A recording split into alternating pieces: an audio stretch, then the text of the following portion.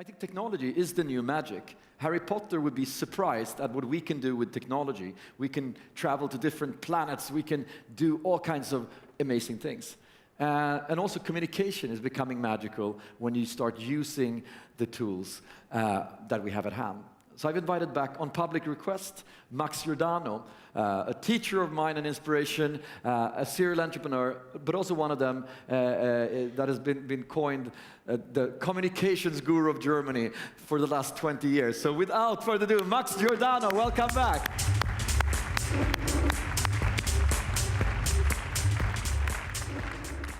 Hello, everyone. That's a tough one to follow. That was awesome, actually.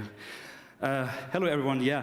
I want to take you on a ride. Actually, I just recently discovered in my basement a bunch of old mixtapes. I guess some of you remember that. I was actually the king of mixtapes at my school. And it really made me think about how I spent hours in front of the radio, like waiting for that one song to record. So back then, if you had a radio app, chances that I heard it were like absolutely 100%. If you placed an ad in my favorite magazine, 100% guaranteed that I saw it. And with only a few channels around, of course, if you placed an ad around my favorite TV show back then, called Sievers, the chances that I saw it, absolutely there. And among friends, you know, we've influenced each other, like not only the taste in haircuts, but like music, books, whatever we're going to do. And now fast forward to now, like 2016, this is actually what I see in the shower. And what happened over these last couple of weeks is that this shower foam just gets a lot of space in my shower. And I'm not allowed to take it away because of her. She holds on to it. She needs to buy every single taste that is out there, whether it's tasty donut or chocolate cheesecake, whatever. And the point is, so that's my daughter, this product is from a YouTuber, and my daughter is actually one of the 4 million followers she has. Actually, in this clip, she introduced that. Over 3 million saw that. And basically, that was the only way to communicate that product. It's available in the markets now, in retail, and believe it or not, within the first year, 29% market share of this product.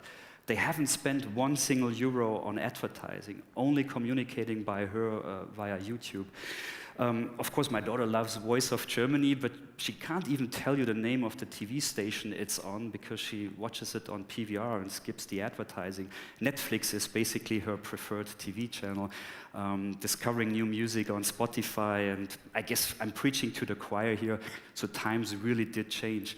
And actually, Ola challenged me, like, how do you actually, in a world of these like millennials, how do you advertise to these folks? How do you communicate in a way that they're paying attention to what you're doing? By the way, this is a live baseball game in front of them. It's not like that they are bored in a break. It's a live game.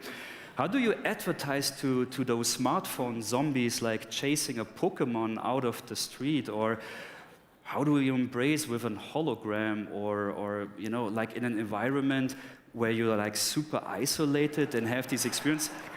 How do you communicate with these guys? And you saw it from Ola yesterday. Sorry, can I get back the monitor here? I have the time here, so probably it's telling me I should speed up already because I only see a countdown here.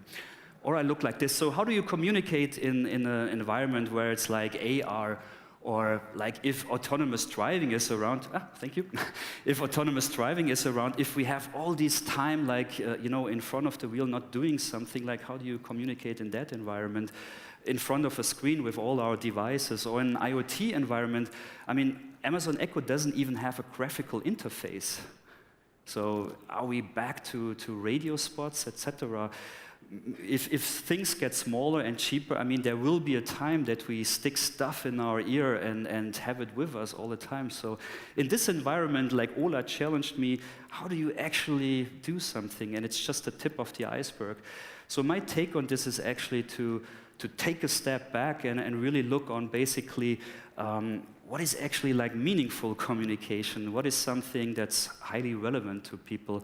And I want to share some examples with you, which I hope give you an understanding what I mean with like communicate in a relevant point of view. So here's some few examples. We choose to go to the moon in this decade and do the other things. not because they are easy, but because they are hard. I mean, of course, what he approached there was a very, very powerful message, and it was like highly relevant back then, because it's kind of like a dream, a vision of all of us, which is still true until to this day. I mean, because we see what's up there in the clouds, and we want to go there.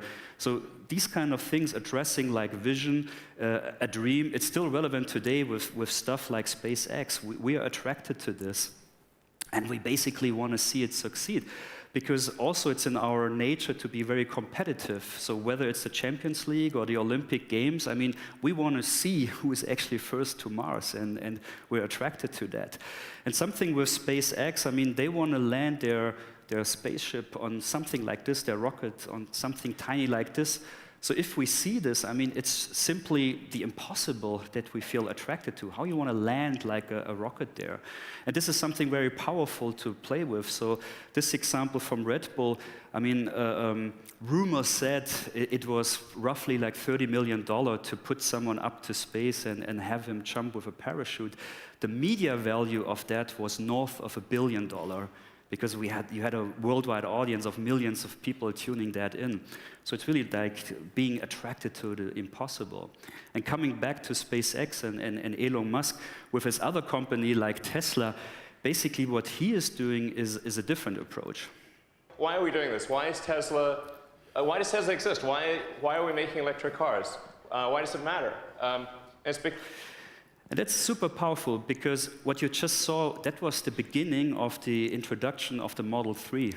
So unlike any, let's say, a German typical car manufacturer, they would be on stage showing the product, like, this is the new car, this is how many horsepower it has, it's beautiful, it's fast, etc. Elon actually started his speech with the why. Like, why are we actually doing that? And that is something super, super powerful, because it really creates meaning. Like, we immediately understand, okay, I understand. He talks about climate change, CO2, etc. And with that, he gives kind of like a mission statement for Tesla. And so, of course, if he introduces new products like solar roof, like new solar panels for your house, it buys into this why definition, into this meaning. So he could basically introduce anything that is like within that range of this meaning that he gave us. And speaking about Tesla, I mean, simply to call a button ludicrous mode, I mean, that's marketing genius. No German car manufacturer would call a button ludicrous. Like, it would be impossible.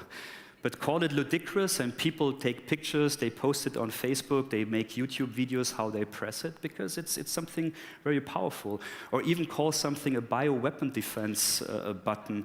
I mean, it's probably the same technology that I have in my car when I hit it and the HEPA filter filters out 99%.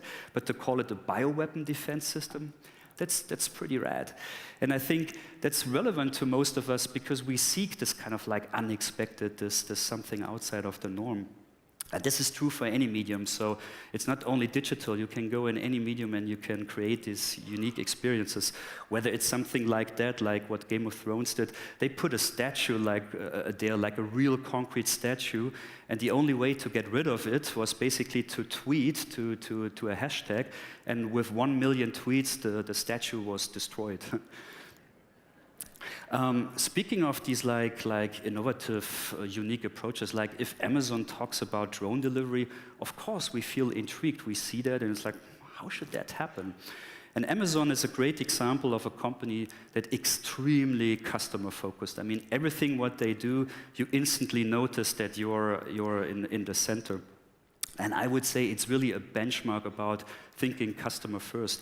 So whether it's like the same-day delivery or whether it's creating these buttons, I think we have about 20 now in our office where you just press the button and you receive the stuff, or whether it's these IoT devices. But what he really puts on first on the Amazon basically the mission statement is, yeah, we take care of you. Like, your customer needs are really, really what we want to have in mind. And customer needs is like a broad range. It's like, you know, it varies from everything from environmental issues all the way to health. So I don't know if you're aware, but Uber, for instance, has something like you can even order flu shots now by Uber. So you go to your app, you select health in certain cities, and you get a flu shot delivered to you with an Uber driver.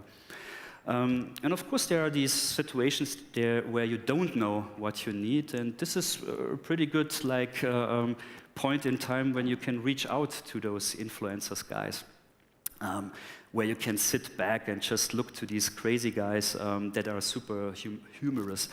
About this one, I mean, this is a great example. I mean, they upgraded him to first class, to the most expensive first class that is around in the world.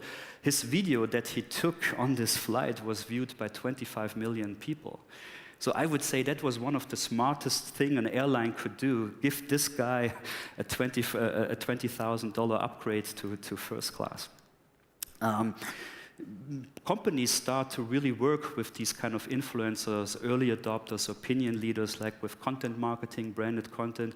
And there are amazing programs out there, like what Deutsche Telekom does with Electronic Beats, or Red Bull Music Academy, Intel, what they are doing with Creators Project. Even General Electric has amazing stuff there.